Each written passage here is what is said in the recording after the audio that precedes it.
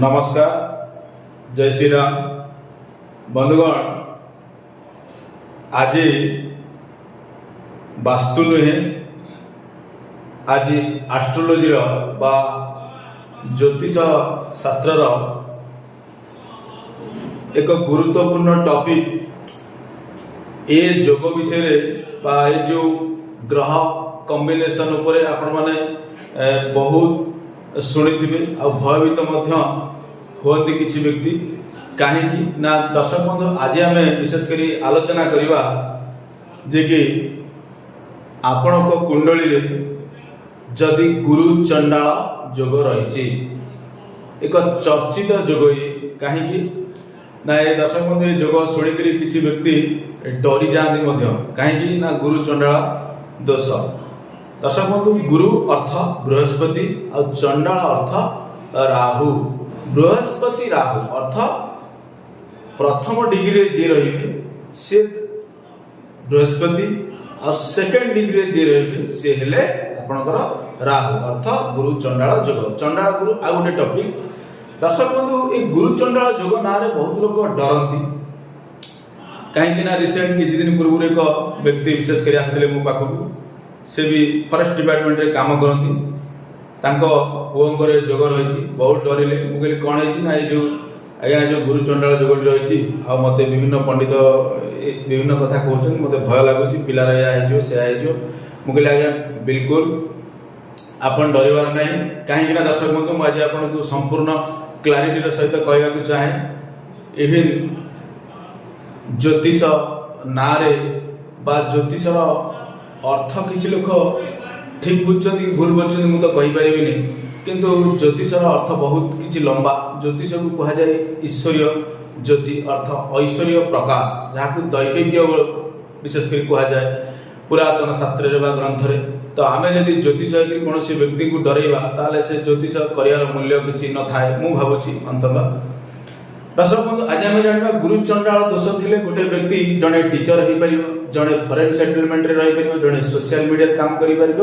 संपूर्ण आज से विषय आपको विस्तृत विवरण देवी कौन प्रतिकार बिना आपणकर कर्म को संतुलित करपरि गुरु चंडाल दोष को आप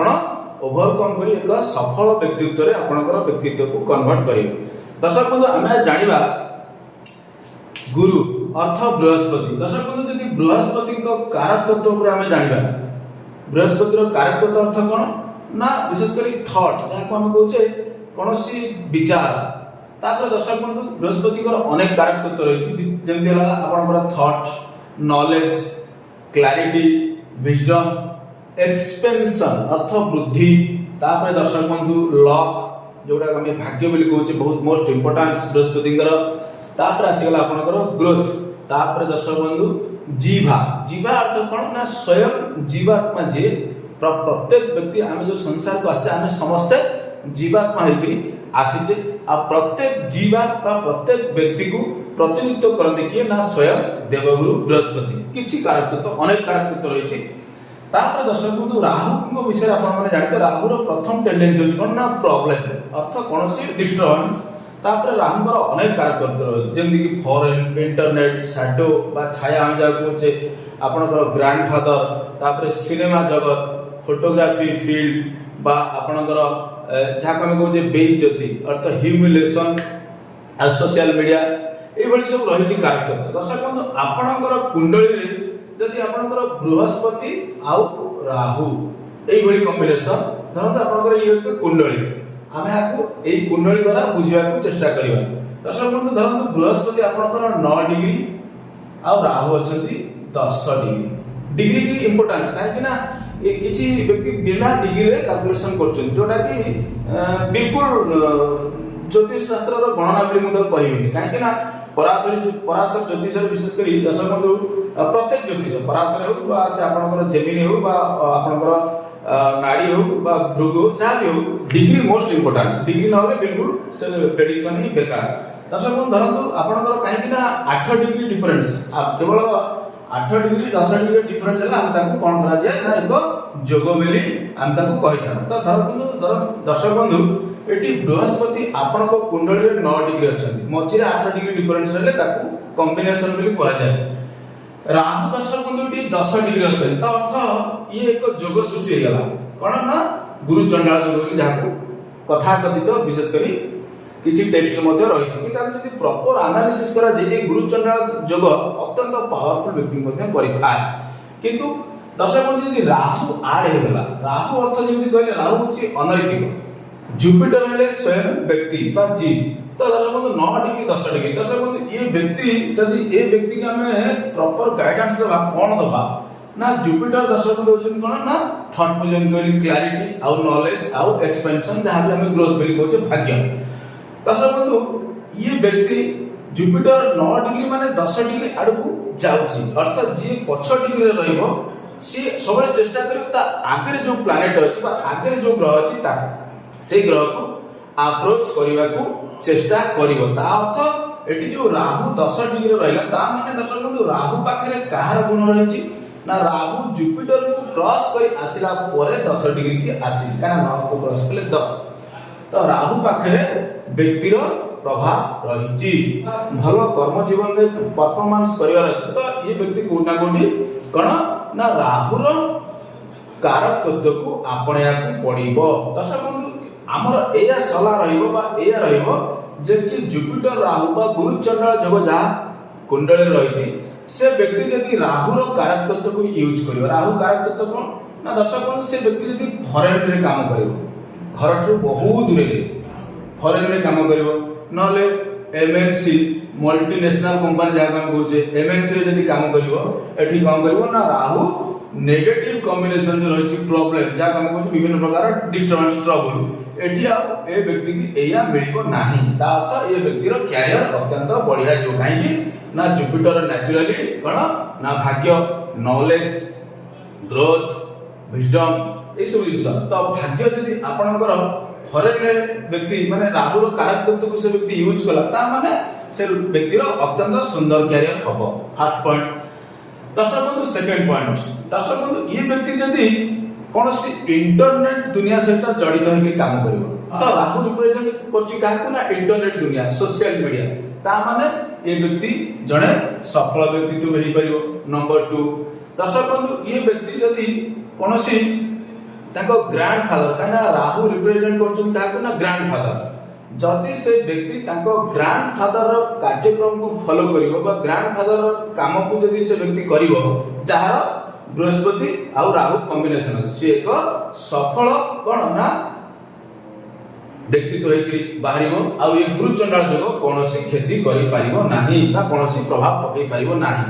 दर्शक बंधु से बळी जदि एई कॉम्बिनेशन में से व्यक्ति सिनेमा लाइन में काम करिवो सिनेमा जोटा कि विशेष करी आज कले आपण मान देखुछन सिनेमा लाइन जोटा कि फिल्मी दुनिया रे जदि काम करिवो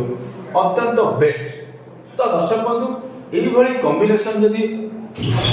आपण मानकर थाए आपण माने बिल्कुल डरिवार नाही काहे कि ना सिंपल आपण माने चेष्टा करन कोन ना राहुंकर कारक तत्व को यूज करिवा पाए दर्शक बंधु राहुंकर कारक तत्व कोन ना मोइडी आपण को लिखि अनेक किछि अछि किंतु आपण माने भाबियो ना मोर तो जुपिटर राहु गोटे हाउस रे बसि नांती धरंतु आपणकर काहे कि ना कोनोसी ग्रह तार 159 अर्थ